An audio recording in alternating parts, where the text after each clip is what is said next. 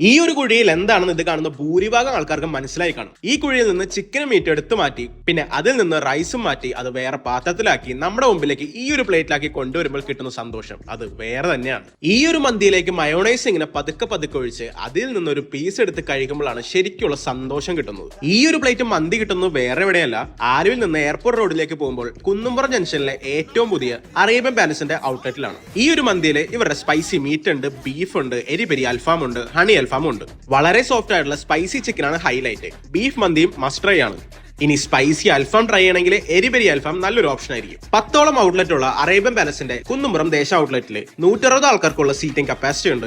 AC dining ആണ്. ഇഷ്ടം പോലെ കാർ പാർക്കിംഗ് സൗകര്യമുണ്ട്. അതുകൂടാതെ നിങ്ങൾ ഒരു വലിയ ഗ്യാങ് ആയിട്ട് വരുവാണെങ്കിൽ നിങ്ങൾക്ക് ഇരിക്കാനുള്ള ഒരു പ്രൈവറ്റ് സ്പേസും ഇവർ പ്രൊവൈഡ് ചെയ്യുന്നതാണ്. അപ്പോൾ നിങ്ങളുടെ മന്തി ഗ്യാങ് ആയിട്ട് പോകാൻ പറ്റിയൊരു സ്പോട്ടാണ് ആലുവ എയർപോർട്ട് റോഡ് തുടങ്ങിയിരിക്കുന്ന ഏറ്റവും പുതിയ അറേബ്യൻ പാലസ് എന്ന് പറഞ്ഞുകൊണ്ട് ദിസ് ഡിലീഷ്യസ് കേരള.